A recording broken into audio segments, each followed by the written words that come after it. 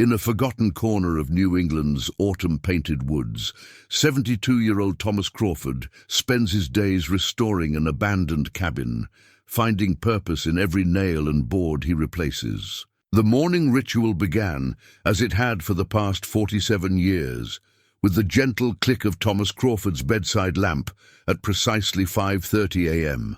The difference now was the empty space beside him, still perfectly made on Martha's side of the bed. Some nights he'd wake to reach for her hand, finding only cool sheets and the whisper of memory. His feet found their worn slippers, Christmas gifts from his last year teaching woodshop at Springfield High, and he made his way through the familiar darkness of their modest Cape Cod home. Every creak in the hardwood floors had a name, each corner held a story. The house was like an old friend now, sharing his solitude with dignified understanding. In the kitchen, Martha's presence lingered, strongest. Her recipe box sat in its place of honor near the stove, its brass hinges dulled with age, but still catching the first hints of dawn. Thomas ran his fingers over its wooden surface, remembering how he'd made it for her their first Christmas together.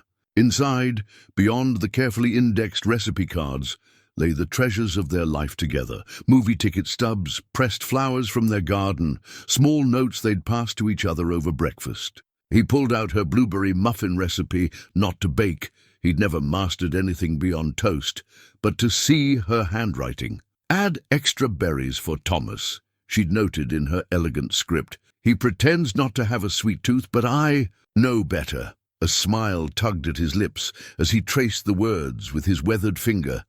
The coffee maker gurgled to life, another part of the morning symphony. Thomas reached for his mug, the blue ceramic one with the chip on the rim, when his eye caught the local paper on the counter. He'd started cancelling subscriptions after Martha passed, but this one remained. She'd always said the classifieds were like a window into the community's soul. Settling into his chair by the window, Thomas sipped his coffee and unfolded the paper. The morning light was growing stronger now, painting the kitchen in shades of amber. His eyes drifted to the classified section, more habit than interest, until an advertisement caught his attention. "Experienced handyman needed for cabin restoration. Long-term project. Inquire at Wilson's Hardware." Something stirred in his chest, a feeling he hadn't experienced since Martha's diagnosis 3 years ago. Purpose, maybe, or possibility. The woodshop at Springfield High had been his sanctuary for 35 years, a place where he'd taught generations of students. The poetry, hidden in grain patterns, and the satisfaction of creating something lasting with their own hands. The announcement of his retirement had coincided with Martha's final months. She'd insisted he keep teaching. "Those kids need you, Thomas," but he couldn't bear the thought of being away from her. Now, 2 years later, his tools lay carefully, maintained but largely unused in the garage, like old friends waiting for a reunion. Thomas found himself standing, moving to the front window. Spring Street stretched out before him, the same view they'd shared for nearly 5 decades. The maple tree they'd planted when they first moved in now towered over the yard, its leaves beginning to hint at autumn's approach. Martha had loved this time of year, when the world painted itself in warm colors before winter's sleep. He dressed with particular care that morning, choosing the flannel shirt Martha had given him 2 Christmases ago. The recipe box caught his eye again as he prepared to leave, and on impulse he opened it one more time. Behind the recipe cards, he found what he was looking for: a photograph from their early days. They stood proud in front of their first home, Martha's hands resting on the porch railing he'd built himself. Her smile radiated pride and possibility, a reflection of how she'd always seen him. The drive to Wilson's Hardware took him past the markers of their shared life. The diner where they'd had Sunday breakfast for 30 years, the park where they'd walked every evening weather permitted, the church where they'd said their vows. Sarah Wilson, now running her father's store, greeted him with the same warmth she'd shown as a student in his woodshop class years ago. "Mr. Crawford," Her face brightened as the screen door announced his arrival with its familiar spring and slam. "I haven't seen you since—" She caught herself, but Thomas smiled gently. "Since Martha's service, yes. You brought that beautiful casserole." "Mom's recipe," Sarah said softly, then gestured to the paper in his hand.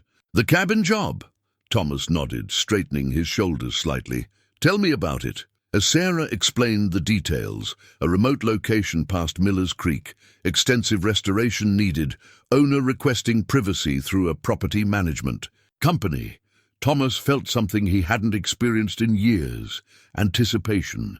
Every problem Sarah described sounded like an opportunity, every challenge a chance to create something meaningful again. The paperwork was simple enough, though Sarah seemed concerned about his taking on such a large project alone. "It's quite isolated out there, Mr. Crawford, and winter's coming." "Perfect," Thomas replied, surprising himself with the firmness in his voice. "That's exactly what I need." That evening, as sunset painted his kitchen in familiar golden light, Thomas sat with Martha's recipe box open before him. He'd spent the afternoon organizing his tools, checking supplies, making lists. It felt good, this sense of purpose. Next to him lay the contract from Wilson's Hardware, his signature still drying on the line. "Well, old girl," he said to the quiet kitchen, "looks like we're going to build something again."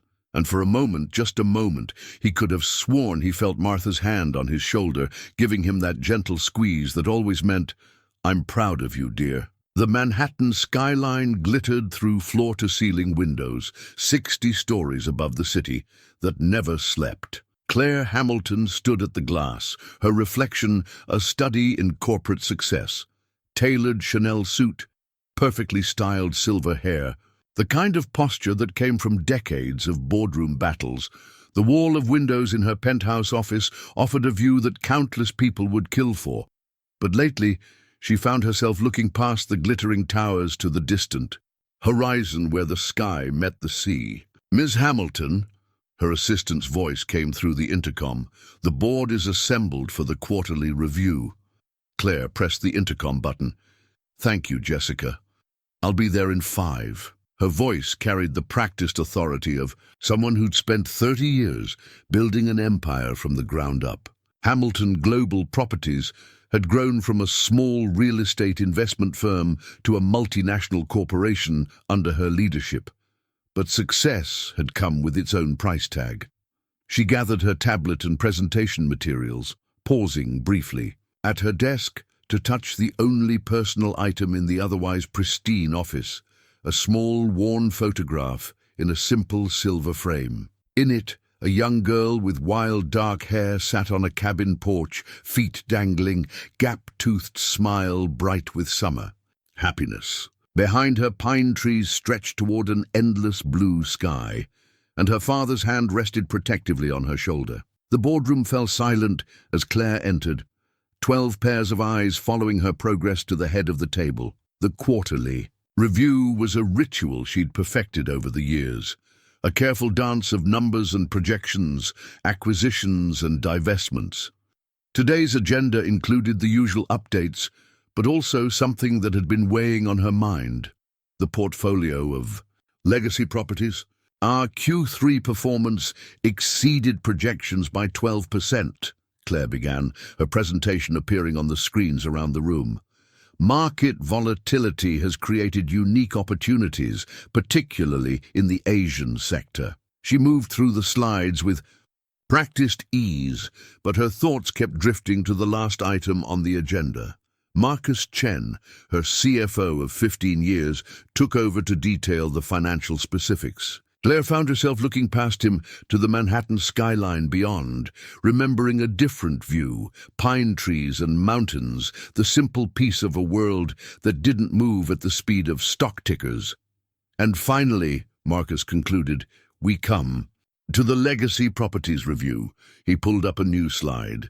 "As discussed in previous meetings, these holdings represent a negligible portion of our portfolio, but require disproportionate maintenance resources." Claire's attention snapped back to the present. On the screen was a list of properties her Father had acquired in the company's early days small parcels of land, mostly in New England, that had somehow survived decades of corporate streamlining. Among them was a listing that made her heart catch: Lot 247, Seasonal Cabin, Millers Creek region. Our recommendation, Marcus continued, is to package these properties for sale. The current market, no. The word came out sharper than Blair intended. The board members stirred, exchanging glances. In 30 years, they'd rarely heard her contradict a financial recommendation so bluntly. The legacy properties remain as they are, she continued, smoothing her voice into its usual professional calm. In fact, I've already authorized restoration work on several of them, including the Millers Creek property. Marcus frowned. With all due respect, Ms. Hamilton, the maintenance costs are negligible in our overall budget, Claire finished. Sometimes, Marcus, value isn't solely about the bottom line. She closed her tablet with quiet finality. The legacy properties are not up for discussion.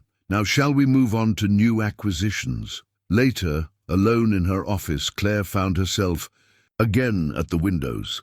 The city lights were coming on, creating their usual magic, but her mind was far away, in a simpler place where summer afternoons stretched forever, and her father's laugh echoed through pine-scented air. She picked up the photograph from her desk, remembering the day it was taken. She'd been 8, and her father had just bought the cabin, his first real estate investment. Sometimes, Princess, he'd told her, the best things in life are the ones that don't show up on balance sheets. The property management reports from Millers Creek had been arriving regularly for the past 6 months. She'd hired a local contractor through a discreet arrangement. She'd learned long ago that the Hamilton name sometimes complicated simple transactions. The reports were surprisingly detailed. Rotted boards replaced, foundation reinforced, careful attention to maintaining the cabin's original character. Her tablet chimed with another after-hours email, probably the Singapore deal demanding attention, but instead of checking it, Claire found herself opening the property management app. The latest photos from Millers Creek appeared on the screen, familiar angles of the cabin slowly coming back to life under someone's careful hands. "You'd like this," she said softly to the little girl in the photograph. "Someone's making it beautiful again." The intercom buzzed. "Ms. Hamilton, your car is here for the charity gala." Claire set the photograph back in its place. Another evening of networking, of being Claire Hamilton, CEO and philanthropist. Another night of champagne and conversation that never quite touched reality. But for the first time in years, she felt something tugging at her. A whisper of pine, needles, the creak of old wooden steps, the memory of a time when life was measured in sunsets rather than stock prices. She smoothed her jacket and gathered her evening bag. The charity gala awaited, but part of her mind would remain in those woods, where someone's hands were slowly rebuilding more than just a cabin. They were rebuilding a bridge to a past she'd almost forgotten she missed. The gravel road to Millers Creek narrowed to little more than a dirt track as Thomas's old pickup pushed deeper into the woods. Morning mist still clung to the trees, and his headlights caught spiderwebs jeweled with dew between the branches. The property management company's directions had been specific. Third logging trail past the creek, look for the metal gate with lot number 247. The gate's padlock yielded to his new key, its protest of rust a testament to how long it had been since anyone had ventured this way. Thomas eased his truck through, Martha's old thermos of coffee riding shotgun beside him. The ground was still solid enough, though in another month, autumn rains would make this track a challenge. When the cabin finally came into view, Thomas understood why Sarah Wilson had seemed concerned. Nature had been reclaiming the structure for years. Virginia creeper wrapped around the front porch pillars, and the roof sagged ominously on the western corner. But beneath the neglect, he saw what his students used to call his project potential. Good bones, quality materials, the kind of craftsmanship that had built things to last. He parked the truck and sat for a moment, letting the engine tick. Into silence, The morning woods held their own kind of quiet, chickadees calling, leaves rustling, the distant sound of the creek. It was the kind of peaceful Martha would have loved. "Well," he said aloud, reaching for his toolbox, "let's see what we've got here." The porch steps complained under his weight, but the stringers felt solid. He'd start there. No point having a sound cabin with a dangerous approach. The original toolbox he'd brought from home was accompanied by his camera, another requirement from the management company. "Document everything," they'd said. "The owner likes to keep track of progress." Inside, the cabin smelled of dust and disuse, but also of cedar and pine, good smells, honest ones. Sunlight filtered through grimy windows, catching dust motes in its beams. The main room was simple, but thoughtfully designed.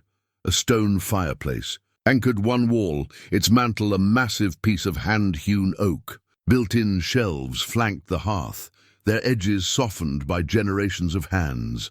Thomas set his toolbox down and began his assessment, falling into the methodical routine he'd taught his students. "Start with the bones," he muttered, checking. The foundation, walls through the trapdoor in the floor. The basement was dry, the stone foundation solid, a good sign. The roof would need immediate attention before the weather turned, but the rafters themselves were sound oak, properly joined. In the kitchen area, he found an old toolbox tucked beneath the sink, its red paint faded to a dusty pink. Inside, tools from another era lay wrapped in oiled cloth. A hand planer, chisels with handles worn to fit someone else's grip, a brass level that still rang true when he tested it. Someone had loved their craft here. He was examining the window frames when a voice called from outside. "Hello? Anybody home?" On the porch stood a man in his 60s, wearing the olive-green uniform of the State Forest Service. "Thought I saw tire tracks coming up," the man said, offering his hand. "Jack Miller, my family used to own most of this creek valley." Thomas Crawford. The handshake was firm, calloused. "Just starting work on the cabin." Jack's weathered. Your face creased in a smile. "About time somebody did. Been watching it slowly give up the ghost for years now. Shame, really. Old man Hamilton built this place himself, back when craftsmanship meant something." "Hamilton?" "Yeah, Edward Hamilton. Used to bring his little girl up here every summer. Haven't seen either of them in, must be 30 years now." Jack leaned against the porch railing, then thought better of it. "Got yourself quite a project." "Here." Thomas nodded, finding himself warming to the Forest Service man's easy manner. "Roof's first priority. Need to get it weather-tight before the rains start." "Smart thinking. Listen, I make rounds up here regular. Got a radio if you ever need anything. Cell service is spotty at best." Jack straightened up. "And if you need any extra hands when it comes to raising those roof beams, well, some of us old-timers still remember how it's done." After Jack left, Thomas returned to his assessment with renewed purpose. He'd need to update the property managers on his findings, make material lists, set priorities. But there was something else too. A growing sense that this wasn't just another repair job. The care that had gone into the cabin's original construction deserved equal care in its restoration. He worked until the light began to fade, documenting issues, making preliminary repairs to the porch steps, and clearing enough vegetation to properly assess the exterior walls. The Virginia creeper had done some damage, but beneath it, the original. Cedar siding was largely intact, quality materials, he thought again. Someone had built this place to last. As he packed his tools, Thomas noticed something glinting in the debris he'd cleared from the porch. Bending down, he retrieved a small brass key, green with age. It wouldn't fit any modern lock, but he pocketed it anyway. Martha would have said it was trying to tell him something. The drive home felt shorter, his mind already working on plans and possibilities. At a stop sign, he found himself talking aloud. "You'd love this project, old girl. It's got all the right pieces. Just needs someone to remember how they fit together." That evening, he added a new section to Martha's recipe box, a folder for the cabin project. In it, he placed his initial notes, the old brass key, and a photograph he'd taken of the sunrise through the cabin's grimy windows. tomorrow, he'd begin the real work. For tonight, he sat in his quiet kitchen, sipping coffee from his chipped mug, and felt something he hadn't felt in years, the quiet excitement of a craftsman facing a worthy challenge. 2 weeks into the restoration, Thomas discovered the letters. He'd been removing damaged wainscoting in what must have been a child's bedroom. The faded wallpaper still showed traces of cartoon animals, when his pry bar dislodged more than just the rotted wood. A bundle of envelopes tied with a faded blue ribbon fluttered to the floor like autumn leaves. The paper had yellowed with age, but the handwriting remained clear. Elegant cursive that spoke of fountain pens and careful thoughts. Thomas picked up the bundle, his weathered hands gentle with history. The top envelope was addressed simply, "To my dearest Claire Bear." He shouldn't read them. The property managers had been clear about privacy, about documenting and preserving anything found during restoration. But as he held the bundle, a memory surfaced of Martha reading their own love letters aloud on quiet evenings, laughing at their younger selves. The first letter was dated June 15th, 1982. "My darling Claire Bear, another day at the cabin without you feels endless. I know you're angry about spending the summer with your mother in Europe, but sometimes parents make choices that only make sense years later. The cabin misses you. I caught a chickadee trying to steal ribbons from your window seat this morning, just like you used to watch them do. I'm adding a special shelf in your room, a secret one behind the wainscoting. When you return, you can hide your treasures there, just like a proper explorer should." Thomas carefully retied the ribbon. The letters weren't his to read, but they painted a picture of love and loss that resonated in his own heart. He photographed them where they'd fallen, documented their location as required, then carefully wrapped them in a clean cloth before placing them in his truck's glove compartment. The property managers would want to know about this. Meanwhile, 60 stories above Manhattan, Claire Hamilton was reviewing the latest progress reports from Miller's Creek. The photographs showed methodical progress, rotted wood carefully excised, original materials preserved where possible, new timber, matched to old with remarkable precision. But it was the latest update that made her pause mid-sip of her afternoon tea.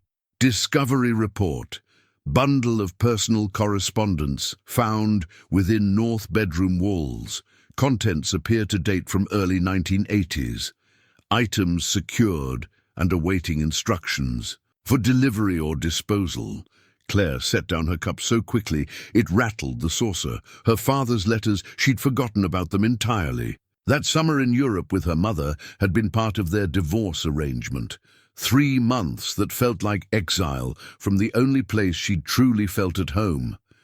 She'd been 13, angry at the world, and devastated to miss her annual cabin, summer with her father. "Jessica," she called through the intercom, "get me the Miller's Creek property manager, immediately." The call was brief and specific. The letters were to be preserved and secured, but not yet delivered. Claire's hands trembled slightly as she ended the call. Through her office windows, the city stretched endlessly. Glass and steel monuments. To progress and profit.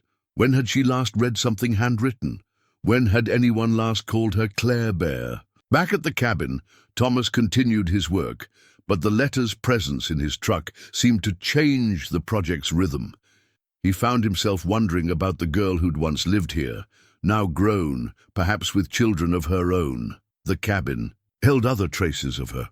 Initials carved carefully into a basement beam, a height chart penciled inside a closet door, a collection of pine cones still arranged on a windowsill, preserved by some quirk of time and weather. That evening, as shadows lengthened across the newly repaired porch, Jack Miller stopped by with coffee and local gossip. "Found something interesting in the walls today," Thomas mentioned, watching his companion's reaction. Jack's eyes crinkled. Old Ed Hamilton was always leaving surprises for his daughter. After the divorce, this place was their special world. He'd spend weeks getting it ready for her summer visits, adding little touches, secret compartments, hidden messages, treasure, hunt clues. Then one summer, they just stopped coming.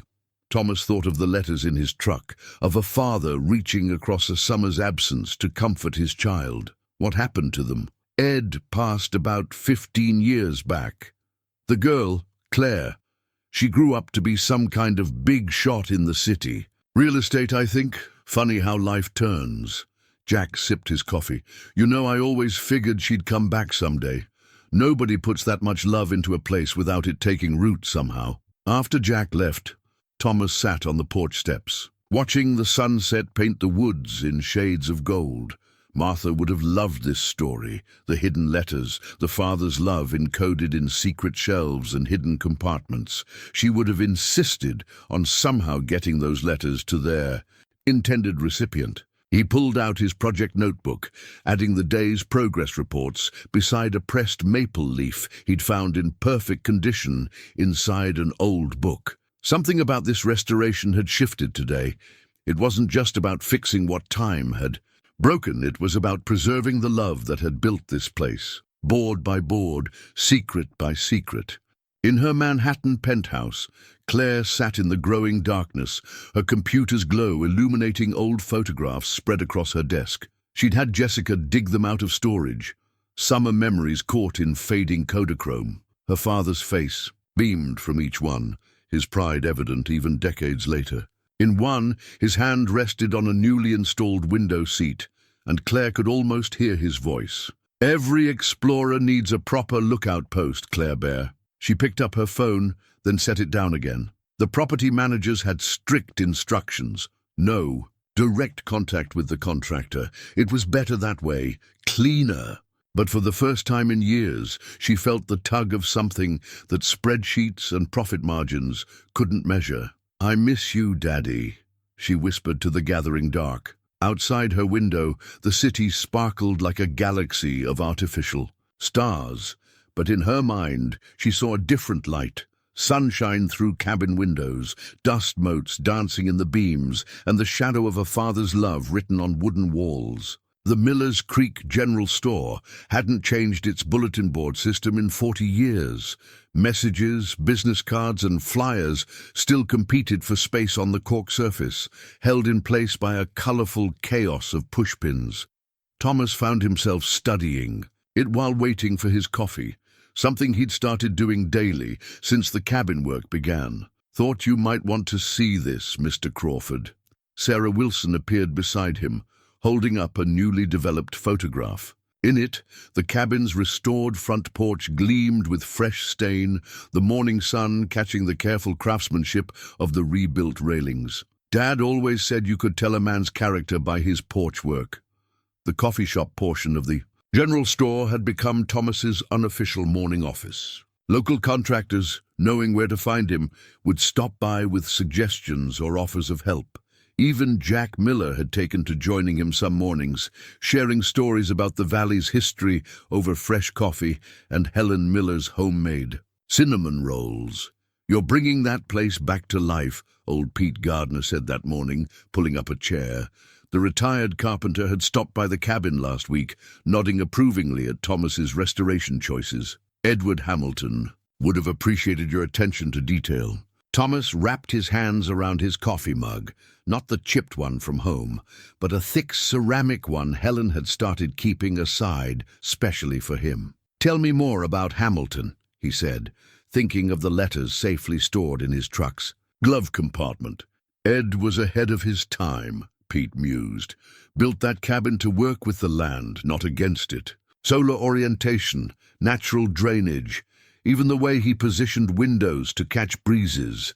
Learned a lot working with him that summer. The bell above the store's door chimed, and Sarah's daughter Katie bounded in, fresh from her morning school. Bus run.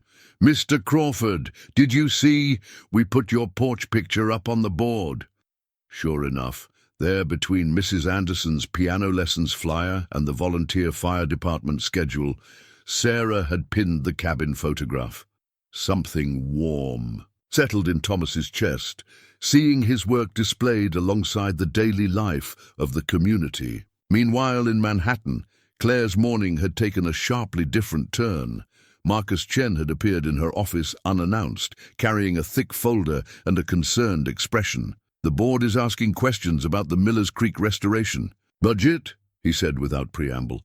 "Monthly expenditures are running significantly higher than standard maintenance costs." Claire kept her expression neutral as she accepted the folder. Inside, graphs and projections told a story of fiscal responsibility that completely missed the point. "The work is necessary, Marcus, and the costs are within my discretionary authority. It's not just about the money, Claire." Marcus rarely used her first name, a signal this was more than a routine budget discussion. "The board sees this sudden interest in a single legacy property as concerning. There are rumors about stress-related decision-making, about emotional attachments, clouding judgment." Claire's laugh held no humor. "Emotional attachments? In 30 years, have you ever known me to let emotions drive business decisions?" But after Marcus left, she found herself standing at her window, staring at the city skyline without seeing it. The latest progress reports from Millers Creek lay open on her tablet, detailed notes about matching original materials, preserving historic elements, breathing new life into old wood. The contractor's dedication showed in every photograph, every careful measurement. She opened her private email, the one not connected to Hamilton Global Properties. The draft had sat there for days. "Dear Mr. Crawford, your work on my father's cabin." She deleted it again. The property managers had strict instructions about maintaining her anonymity. It was better this way, cleaner. No emotional complications. Back in Millers Creek, Thomas's day continued its gentle rhythm. He'd added his own business card to the bulletin board, something he hadn't had since retiring from teaching. "Thomas Crawford, Historic Restoration Specialist," it read simply, with his phone number below. Helen Miller insisted he join the afternoon coffee group, a gathering of locals who'd been meeting at the store for decades. They shared stories of the valley's history, of summers when the Hamilton cabin had hosted neighborhood barbecues, of Edward Hamilton teaching local kids about wildlife and woodcraft. "That's what this valley needs more of," Helen said, passing Thomas a fresh cinnamon roll. "People who build things to last, who care about doing things right." That evening, as Thomas walked the cabin's newly restored porch, checking his day's work, he understood what Helen meant. Every repaired board, every carefully matched piece of trim was more than just construction. It was a continuation of the care Edward Hamilton had invested here. The hidden letters, the secret compartments, the thoughtful details all spoke of a love that deserved to be preserved. He took a photograph of the sunset reflecting in the newly cleaned windows, thinking he'd add it to the bulletin board collection. In the fading light, the cabin seemed to glow with renewed purpose, its restored features highlighting the original builder's vision rather than replacing it. The property managers would get their usual detailed report, but Thomas added something extra this time. A note about the community's memories of Edward Hamilton, about the cabin's role in the valley's history. Something told him that somewhere, someone needed to know that this place had meant something to people, that its restoration was bringing back more than just wooden beams and cedar siding. In Manhattan, Claire sat in her darkened office, the city lights creating their own kind of stars.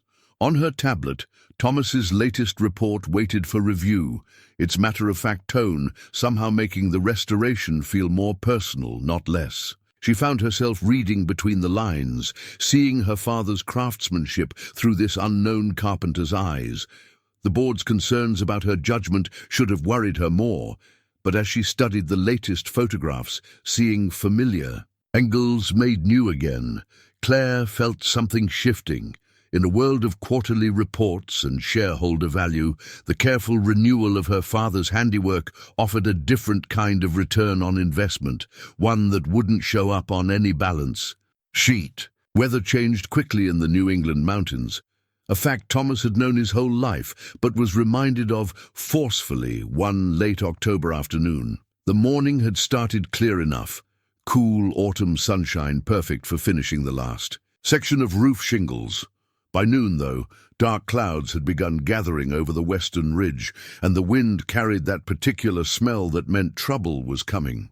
A brass wind chime, one of the cabin's original features he'd carefully restored and rehung, began to sing with increasing urgency. Thomas had found it tangled in the Virginia creeper, its green patina telling stories of decades of storms. Now, it served as nature's warning bell, its tone shifting with the strengthening gusts. "Quite a system moving in," Jack Miller's voice crackled over the radio he'd insisted Thomas keep in his truck. "They're saying it could be the worst storm of the season. Might want to button things up early." Thomas surveyed his work. The new section of roof was secure, but tarps still covered portions, waiting for tomorrow's shingles. "Thanks, Jack. I'll get everything tied down." In her Manhattan office, Claire stared at the weather radar on her tablet, watching the massive storm system moving across New England. The property management app had sent an automatic alert about severe weather in the Millers Creek area. She found herself zooming in on the cabin's location, watching the angry red storm cell approach. "The contractor has been notified of weather protocols," the app informed her efficiently. But Claire couldn't shake the memory of other storms, of sitting with her father on the covered porch, counting seconds between lightning and thunder, feeling safely small against nature's power. Thomas worked methodically, securing tarps with extra rope, moving tools and materials to shelter.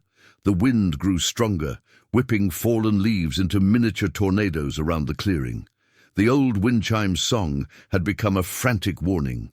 Through the gathering storm, he noticed something glinting dully near the foundation, a small brass handle protruding from the soil, partially uncovered by the day's rain. Thomas knelt, brushing away wet leaves. It was attached to what appeared to be a small door set into the foundation stones. The storm's first heavy drops began to fall as he worked the handle free of decades of dirt. The door resisted, then yielded, with a protesting groan. Inside, protected from the elements, sat a child's wooden box, its lid decorated with carefully carved pine trees. Thunder cracked overhead as Thomas carefully removed the box, tucking it inside his jacket. The storm was upon them now, rain falling in sheets. He made a final check of the tarps, then retreated to his truck just as the first powerful gust slammed against the cabin's walls. The wind chime's voice rose to a keening wail, nearly lost in the storm's fury. Through sheets of rain, Thomas watched the cabin stand firm, its newly restored sections holding strong against nature's onslaught. But something else caught his eye. The tarp over the unfinished section of roof was beginning to pull free. "No point risking it in this weather." Jack's voice crackled through the radio, as if reading Thomas's thoughts, but he was already pulling on his rain gear. That roof section protected the child's bedroom, the one with the hidden letters, the secret shelves, the carefully preserved memories of a father's love. The climb to the roof was treacherous, rain making every surface slick. Thomas worked by feel more than sight, securing the thrashing tarp with additional ropes, his body braced against the wind. Lightning illuminated the valley in stark flashes, followed by thunder that he could feel through the cabin's bones. In Manhattan, Claire found herself unable to focus on the quarterly projections filling her screen. The property management app showed the storm's path directly over the cabin. She thought of the restoration work, of the careful progress documented in each report, of her father's letters still hidden in those walls. "The contractor has extensive experience," Marcus had assured her earlier when she'd inquired about weather preparations. "The property is well secured." But Claire remembered other storms, other times when nature had reminded humans of their humble place in its grand scheme. The wind chime sang its warning song through the worst of the storm. As Thomas waited it out in his truck, the mysterious box safe beside him. Through the rain-streaked windshield, he watched the cabin weather nature's fury. The restored sections held firm, new materials married to old craftsmanship, creating something stronger than either alone. When the storm finally passed, leaving only a gentle rain in its wake, Thomas made a final inspection. The cabin had held, more than held. It had protected its secrets, its memories, its carefully preserved history through another of nature's tests. The wind chime, now gentle again, seemed to sound a quiet note of triumph. That evening, as he added storm photographs to his project documentation, Thomas included a special note about the cabin's resilience, about how Edward Hamilton's careful craftsmanship had created something that could stand against time and tempest. Alike, he had a feeling that somewhere someone needed to know that some things were built to last, no matter what storms might come. The portfolio document landed on Claire's desk with the weight of an ultimatum. Marcus Chen stood before her, his usually impeccable suit showing signs of a long night at the office. Behind him, Manhattan's lights blurred in an early morning. Fog, making the city look as distant as Claire felt. "The board called an emergency session last night," Marcus said, his voice carefully neutral. "They're concerned about more than just the Millers Creek property now. It's about pattern recognition." Claire opened the portfolio. Satellite images, property assessments, and financial projections filled the pages. Her father's cabin was just one red flag among many. Properties held despite minimal return, maintenance costs exceeding potential revenue, emotional value prioritized over fiscal responsibility. "The Asian markets are volatile," Marcus continued. "Shareholders are nervous. They're looking for signs of strong, rational leadership." He paused, choosing his next words carefully. "They're questioning whether personal history is influencing corporate strategy." Claire's fingers traced the cabin's outline on one of the satellite photos. "And what do you think, Marcus?" "I think 30 years of success buys you some latitude, but not unlimited latitude." He sat down across from her. "Claire, I've watched you build this company into a global force.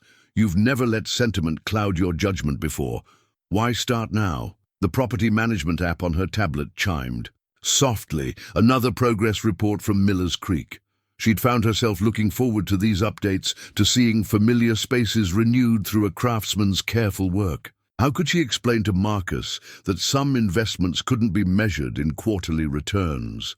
"The Millers Creek property stays," she said firmly. "As for the rest of the legacy portfolio," she closed the document, "prepare proposals for strategic divestment, but the cabin is non-negotiable." Marcus stood, straightening his tie. "The board meets again next week. They'll want more than just your word on this." After he left, Claire pulled up the latest photos from the cabin. The restoration work was transforming the place, breathing life back into every carefully crafted detail. The contractor's notes reflected a deep understanding of what her father had created there. Not just a building, but a sanctuary. Her computer chimed with another meeting reminder, but for once, Claire ignored it. Instead, she opened her father's old property ledger, a small leather-bound book she'd kept in her desk drawer through every office move, every corporate expansion. Inside, in his precise handwriting, was the original entry for the cabin purchase. Lot 247 Millers Creek. Not the most profitable venture, perhaps, but some things aren't meant to be measured in dollars and cents. Bought this for Claire Bear's future, for the memories we'll build here. The board might see sentiment as weakness, but Claire was beginning to understand it differently. In a world of spreadsheets and profit margins, her father had invested in something more lasting than quarterly returns. And now, someone else's hands were carefully preserving that investment, one restored board at a time. She pressed the intercom. "Jessica, cancel my afternoon and get me everything we have on legacy property preservation trusts." The wooden box from the storm had dried out nicely in Thomas's workshop, its brass fittings restored to a soft gleam. He'd been tempted to open it immediately after finding it, but something about the care taken in its crafting suggested it deserved proper attention. Now, in the gentle morning light streaming through the cabin windows, he carefully lifted the lid. Inside lay a collection of childhood treasures, a handful of beach-smooth pebbles, several pressed wildflowers, and a stack of Polaroid photographs held together with a faded rubber band. Thomas lifted them carefully, mindful of their age. The first photo showed a dark-haired girl, maybe 12, sitting cross-legged on the cabin's porch, her face bright with laughter as she held up a freshly caught fish. "That's Claire Hamilton's first trout." Jack Miller's voice made Thomas start. He hadn't heard the forest ranger approach. Ed taught her to fish that summer. Girl had a natural talent for it. Thomas spread the photos carefully on the newly restored window seat. Each one told a story. Claire and her father building a birdhouse, Claire examining animal tracks in mud, Claire proudly displaying various fishing conquests. In every image, Ed Hamilton's pride in his daughter shone through. "The divorce hit them both hard," Jack said, carefully handling one of the photos. "But Ed made sure their summers here stayed special. Built that secret compartment in the foundation just for her treasures." In her Manhattan office, Claire was lost in her own journey through the past. She'd had her assistant dig out her father's old albums, and now they lay spread across her desk like a map of memories. The same photos Thomas was examining had their twins here, carefully preserved in plastic sleeves, her father's neat handwriting noting dates and occasions. First fish, Claire Bear shows natural Hamilton determination, June 1982. She touched the photograph gently. She could still remember the weight of that fish, the pride in her father's voice, the way the summer air had smelled of pine and possibility. The cabin had been their special place, where corporate meetings and society obligations couldn't intrude. Back at the cabin, Thomas carefully documented each item from the box before returning them to their hiding place. The property managers would want their usual report, but some things deserved to remain undisturbed, waiting for the right moment or the right person to rediscover them. "You know," Jack said as he prepared to leave, "Ed always said the best. Things in life were the ones you couldn't put a price on. Guess that's why the cabin meant so much to them." Thomas nodded, understanding. As he worked through the afternoon, he found himself adding small touches that echoed Ed Hamilton's craftsmanship. A carefully beveled edge here, an extra detail there. Not changes, really, but celebrations of the original work. Harmonies played, on themes established long ago. In Manhattan, Claire closed the last album, her mind full of summer memories. On her tablet, the latest restoration photos showed the cabin coming back to life, each careful repair honoring what her father had built. Some things she was learning didn't need to be changed to be renewed. They just needed someone to remember their worth. Claire Hamilton's travel itinerary lay on her desk like a confession. A simple printout, private car service to Miller's Creek, departure time 6 a.m. tomorrow. After 30 years of delegating, documenting and maintaining distance, she had finally done it. Booked a trip to the cabin without telling anyone, not even Marcus. The decision hadn't come suddenly. It had built slowly, like the changing of seasons, through months of restoration photos and detailed reports, through memories awakened by her father's albums, through nights spent wondering if she'd chosen the right path all those years ago, when she'd decided that becoming Claire Hamilton, CEO, meant leaving Claire Bear behind. "Ms. Hamilton," Jessica's voice came through the intercom. "Mr. Chen is here with the board's preliminary review. Send him in." Claire didn't move to hide the itinerary. Let Marcus see it. Some things were beyond quarterly projections and shareholder concerns. Marcus entered with his usual efficiency, tablet in hand, but stopped short at Claire's expression. "You're going to Miller's Creek." It wasn't a question. "Tomorrow morning. The board meets in 3 days. I'm aware." Claire stood, moving to the window. The city stretched out before her, a monument to everything she'd built, everything she'd chosen. "Do you remember your childhood home, Marcus?" He paused, thrown by the personal question. "An apartment in Queens. My mother still lives there."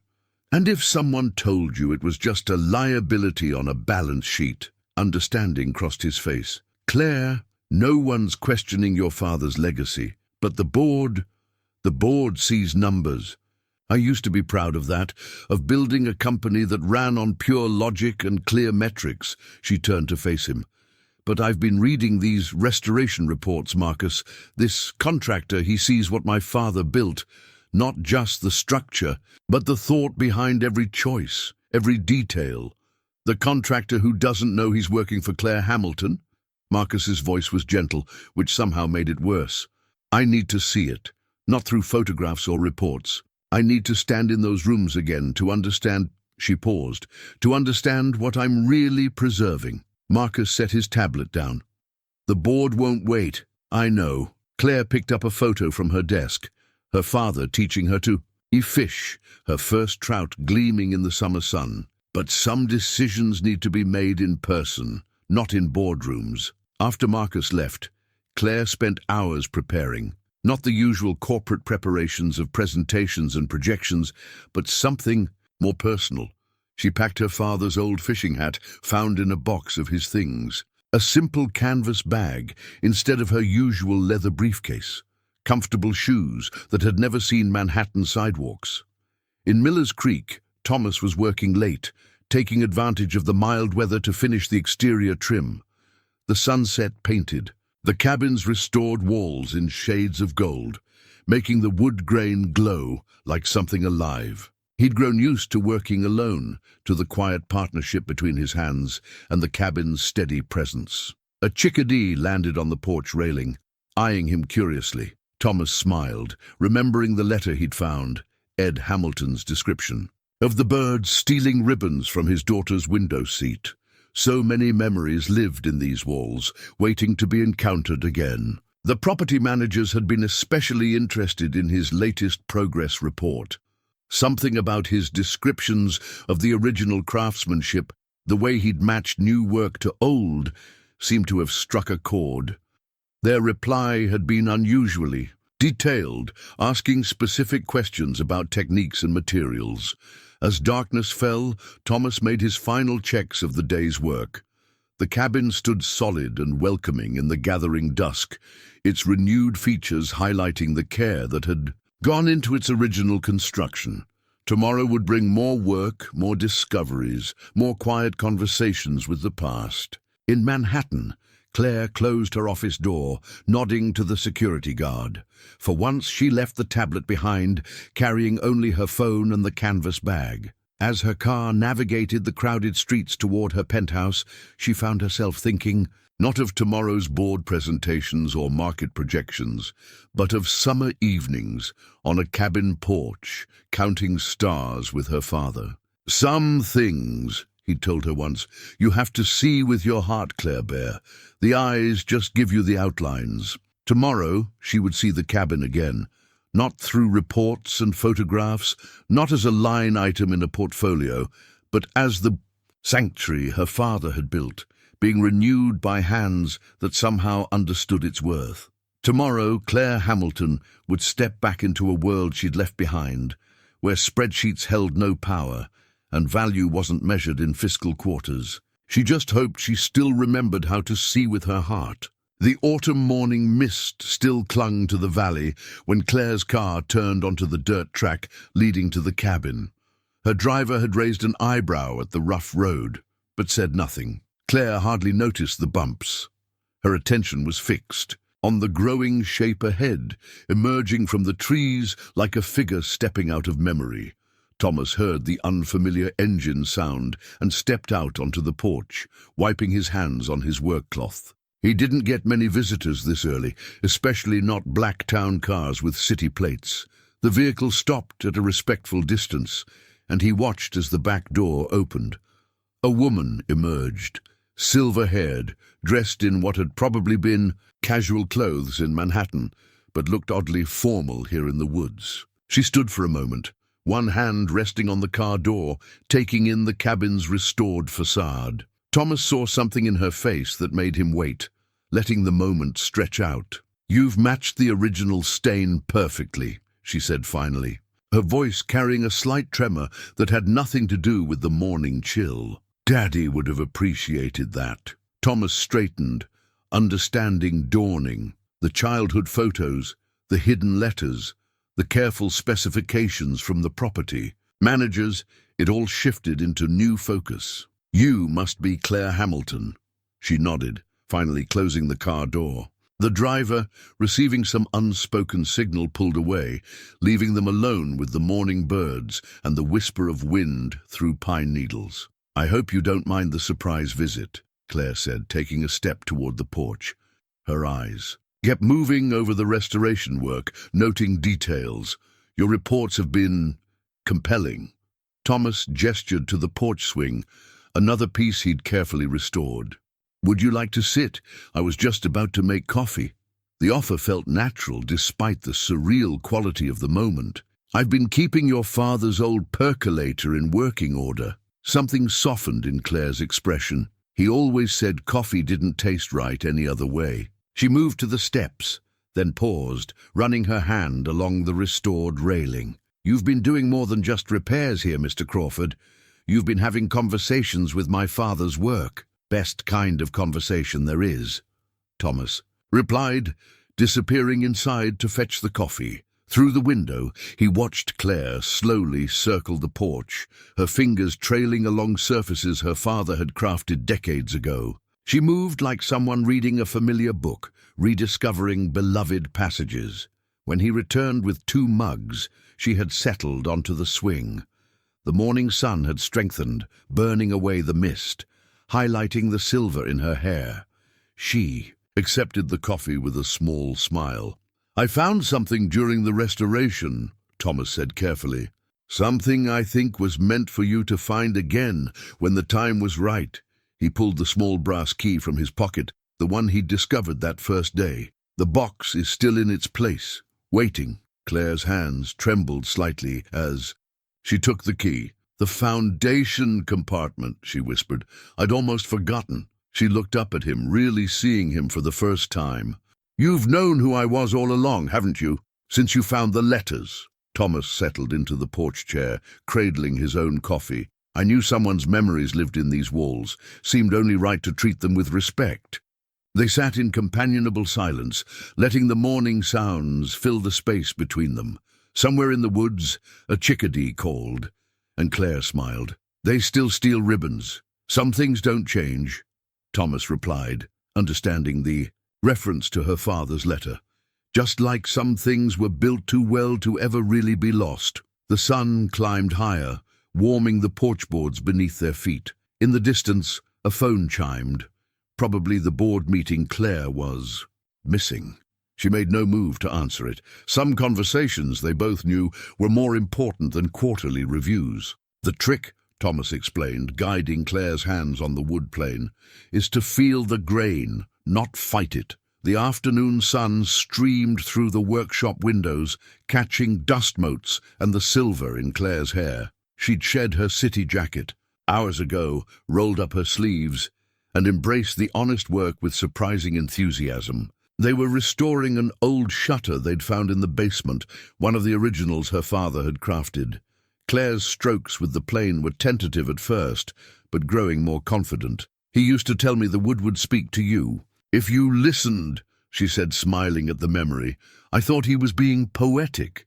Your father knew what he was talking about." Thomas adjusted her grip slightly. "There, feel that? The wood's telling you which way it wants to go." The shavings curled away like ribbons of honey in the sunlight. Claire paused, running her fingers over the smoothed surface. In that moment, she wasn't the CEO of Hamilton Global Properties. She was just a daughter, rediscovering her father's world through caring hands. The morning's corporate calls had gone unanswered. Instead, Claire had spent hours walking through the cabin with Thomas, touching restored surfaces, sharing memories, learning the stories behind each repair. Her father's craftsmanship lived in every corner, but now it was in dialogue with Thomas's careful work, a conversation across decades. "I was thinking of making lunch," Thomas said, watching her test the shutter's edge with practiced eyes, a gesture so like her father's it made him smile. "Nothing fancy, but your father left quite a collection of cast-iron cookware that deserves to be used." Claire looked up, a smudge of sawdust on her cheek. "You cook?" "Martha, my late wife. She Taught me enough to get by, simple things. He gestured to the cabin's kitchen, restored but largely unused. Seems a shame to let a good kitchen sit idle. They worked together, falling into an easy rhythm. Claire washed vegetables from Thomas's garden while he lit the old wood stove. The familiar sense of wood smoke and heating iron filled the cabin. Outside, chickadees squabbled at the feeder Thomas had restored, using one of Ed Hamilton's original designs. "The board meets tomorrow," Claire said quietly, slicing tomatoes. At the counter her father had built. "They want to sell this place, along with the other legacy properties. Say it's about fiscal responsibility." Thomas seasoned the cast-iron skillet with the care such things deserved. "And what do you say?" "I'm beginning to think my father knew something they don't." She gestured around the cabin. "All those years building Hamilton Global, I thought I was honoring his legacy. But maybe I was honoring the wrong part.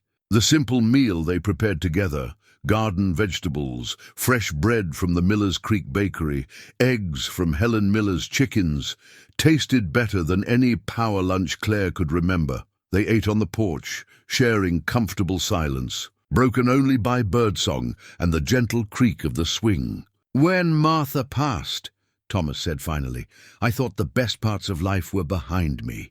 Took me a while to realize that honoring what you've lost doesn't mean you stop building something new." Claire nodded, understanding. The afternoon light softened the valley's colors, painting the world in gentle golds and greens. Tomorrow would bring decisions and consequences, but here, in this moment, she felt more herself than she had in years. The business card slipped from Claire's jacket pocket as she reached for her work gloves, landing face up on the newly restored porch boards. Thomas saw it before she could retrieve it. The Hamilton Global Properties logo gleaming in silver. Foil, and beneath it, Claire Hamilton, Chief Executive Officer. His hands stilled on the wood he'd been sanding. All the pieces suddenly shifted, the detailed specifications, the unlimited budget, the property manager's intense interest in every repair. He'd known she was Ed Hamilton's daughter, yes, but this was something else entirely. "You're not just Claire Hamilton," he said quietly. "You're the Claire Hamilton, the one they call the Ice Queen of Manhattan real estate." Claire flinched at the nickname, one she'd worn like armor in boardrooms and business journals. Here, in her father's sanctuary, it felt wrong, like a designer suit at a fishing hole. "I should have told you sooner," she admitted, "but you were treating me like just Claire." Thomas set down his sandpaper, looking at her with new eyes, not accusing but reassessing. "The property managers, the reports, all the documentation. You were behind all of that?" "Yes." She straightened, unconsciously slipping into her CEO posture before catching herself. "But everything I told you about my father, about what this place means to me, that was all true. And the board meeting tomorrow, the one about selling the legacy properties?" His voice remained gentle, but she could hear the question beneath it. "Also true." Claire moved to the porch railing, gripping it like an anchor. "They see these properties as liabilities, numbers on spreadsheets that don't generate enough return to justify their maintenance." "And what do you see?" The question hung in the air between them. Claire looked out over the valley, at the trees wearing their autumn colors like her father's favorite quilts. "I thought I knew. Built my whole life around what I thought was his legacy. Expanding Hamilton Global, turning it into something bigger than he could have imagined." She turned back to Thomas, who waited patiently, his weathered hands still resting on the wood they'd been working together. "But being here, seeing how you understand what he built, how you've honored not just the structure but the thought behind it." She gestured helplessly. "I'm starting to think I've been preserving the wrong things." Thomas nodded slowly, processing. Then he did something unexpected. He picked up an extra piece of sandpaper and held it out to her. "Well, Ms. Hamilton, CEO," he said with just a hint of a smile, "would you like to preserve something real?" The tension broke like a summer storm. Claire laughed, taking the sandpaper. "You're not angry." About what? That the billionaire CEO of Hamilton Global Properties spent the morning learning how to plane wood and eating tomatoes off the vine? He shrugged. Seems to me like Ed Hamilton's daughter is finally finding her way home. They worked in companionable silence as the afternoon light softened. The business card lay forgotten on the porch, its corporate gloss somehow diminished by the honest wood shavings settling around it. Tomorrow would bring its own challenges, but for now there was just the rhythm of sandpaper on wood and two people building something honest together. Evening settled over the cabin like a gentle hand, painting the restored wood in shades of amber and gold. Claire sat on the porch steps, turning her father's old pocket watch over in her hands. She'd found it in another of the hidden compartments. Thomas had carefully preserved, its brass case still keeping time after all these years. Inside, she could hear Thomas putting away tools, his movements measured and respectful, so different from the hurried efficiency of her corporate world. Her phone had been buzzing steadily for hours. Marcus, board members, lawyers, tomorrow's meeting loomed like a storm on the horizon. "Found something you might want to see," Thomas said, emerging from the cabin. He held a small wooden box, one. She recognized instantly. Her breath caught. "My treasure box," she whispered. "From under the front steps." He settled beside her, keeping a careful distance that had nothing to do with propriety and everything to do with understanding. As she opened the box, his own memories stirred, of Martha, of quiet evenings sharing discoveries, of love measured in small moments. Among Claire's childhood collections lay something new, a simple gold band, worn smooth with years of wear. Thomas's hands trembled slightly as he reached for it. "Martha's ring," he said softly, "must have slipped off while I was working. I've been looking for it everywhere." Claire lifted it carefully. She was a lucky woman to have someone who built things to last. Their eyes met in the fading light, decades of loss and hope passing between them in a silent moment of understanding.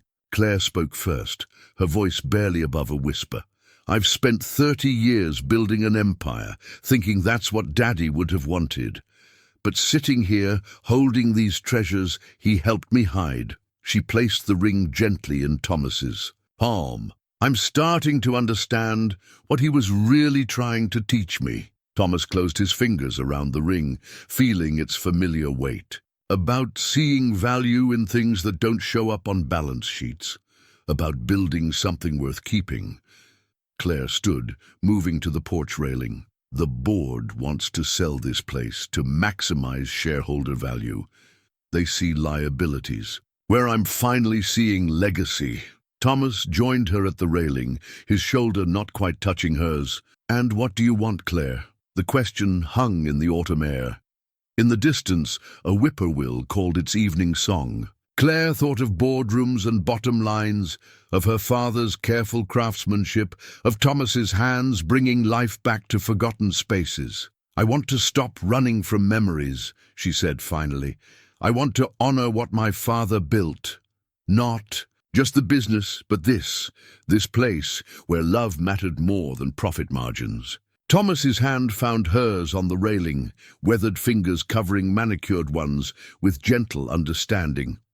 "Then maybe it's time to build something new from these old foundations." Claire turned to him, seeing not the widowed handyman or her contractor, but a man who understood the value of creating something lasting. In his eyes, she saw the same quiet strength she remembered in her father's, the kind that came from knowing what truly mattered. "I'm keeping the cabin," she said, her voice finding its certainty. "Not as a Hamilton Global property, but as my father's daughter, as myself." Thomas smiled, slipping Martha's ring back onto his chain where it belonged. Some treasures weren't meant to be hidden away, but carried close to remind us of what we've learned about love and loss and building things to last. The evening deepened around them, the cabin's restored walls glowing with welcome. Tomorrow would bring its challenges, but tonight, in this space their hands had renewed together, they had found something that no corporate boardroom could ever contain. The simple truth that some investments yield returns that can't be measured in dollars and cents. The Hamilton Global Properties boardroom felt different now.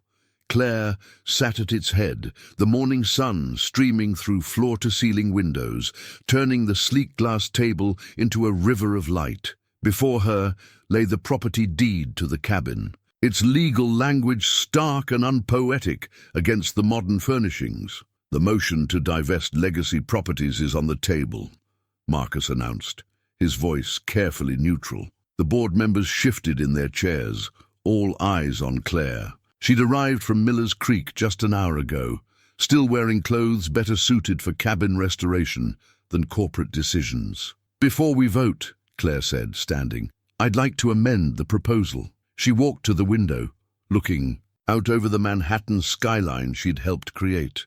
"The Miller's Creek property will be removed from the divestment package." A murmur rippled through the board. Marcus leaned forward. "Claire, we discussed this." "No, Marcus, you discussed it. Now I'm going to tell you what I've learned about value." She turned to face the board, her father's pocket watch a comfortable weight in her hand. 30 years ago, I thought I understood my father's legacy. I thought it was about building something bigger, more profitable, more impressive." She placed the watch on the table, its brass case catching the morning light. "But I was wrong. What my father built wasn't just a business. It was a reminder that the most valuable things we create are the ones that stand the test of time, not because they generate the highest returns, but because they're built with care, with purpose, with love. The shareholders," someone began, "will understand that Hamilton Global Properties stands for more than just quarterly profits." Claire's voice carried the authority of someone who had finally found her truth. "I'm not just keeping the cabin. I'm establishing the Hamilton Legacy Foundation with the Miller's Creek property as its first historic preservation project." She slid a document across the table, not the divestment proposal, but something new. "A portion of our annual profits will go to preserving and restoring historic properties, teaching traditional craftsmanship, and maintaining spaces that matter to the communities they serve." Marcus picked up the proposal, his expression shifting from concern to curiosity. "You've thought this through." "I have, and I found someone who understands both the craftsmanship and the vision." She smiled, thinking of Thomas and their shared understanding of what it meant to build something lasting. "The cabin won't be a liability on our books anymore.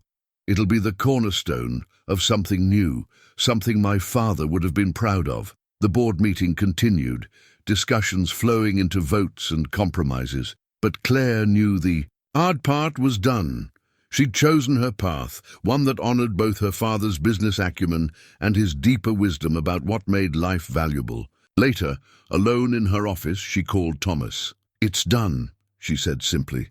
"The cabin's safe, and we're going to save other places like it." "Never doubted you for a minute," he replied, and she could hear the smile in his voice, along with the sound of his tools and the chickadees in the background. "Though I have to warn you, Helen Miller's already planning a welcome home pie." Claire laughed, the sound echoing off her office windows. Outside, Manhattan glittered with its usual ambition, but her heart was already back in Miller's Creek, where an old cabin and a new beginning waited. The new key to the cabin caught the late autumn sunlight as Claire turned it in the lock. Not the original brass one from her childhood, but a fresh-cut one that represented something different. Not just memories preserved, but possibilities. Beginning. "Welcome home," Thomas said softly from the porch steps, where he'd been pretending to check his restoration work while actually watching her face. The whole town had turned out for her return. Helen Miller with her promised pie, Jack with a bottle of his homemade apple cider, Sarah Wilson carrying a hand-carved welcome sign for the porch. But they'd all sensed this moment needed privacy and had quietly drifted away, leaving Claire and Thomas to the golden afternoon light and the chickadees that still stole ribbons from the porch rails. Claire stepped inside, breathing in the mingled scents of fresh wood, coffee from the percolator, and something else, possibility. The cabin had been renewed not just in structure, but in purpose, ready to begin its new life as both a home and the heart of the Hamilton Legacy Foundation. "You know," she said, turning to Thomas with eyes that sparkled with both tears and laughter, "I think Daddy would say, we did good." Thomas's weathered hand found hers, their fingers intertwining like well-matched pieces of wood, finally finding their proper fit. "I think," he replied, "he'd say we're just getting started." The welcome basket appeared on the cabin's porch early one morning, filled with the kind of thoughtful gifts that only a small town could assemble. Helen's famous bread recipe written in her own hand, preserved jars from everyone's summer harvests, a handmade quilt from the Miller's Creek Quilting Circle, and a set of carefully restored old photographs of the cabin from Jack's family archives.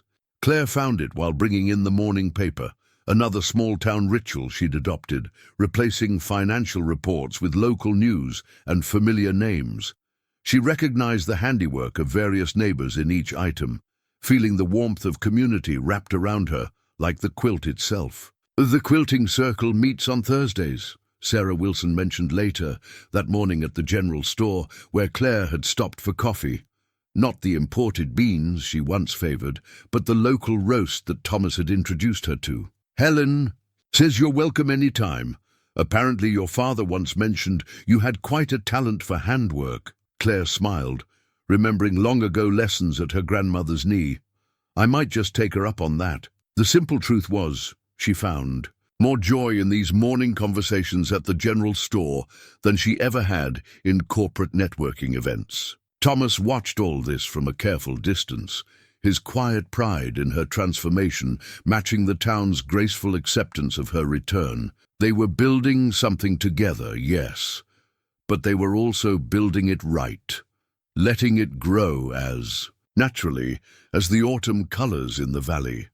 1 year later, a new photograph joined the collection on the cabin's mantel. In it, Claire and Thomas stood on the restored porch, autumn colors blazing behind them, their expressions holding the kind of contentment that comes from building something true together. Between them sat the first draft of the Hamilton Legacy Foundation's charter, its mission to preserve not just historic buildings, but the craftsmanship and community spirit that made them special. The cabin had become more than just a restoration project or a corporate asset.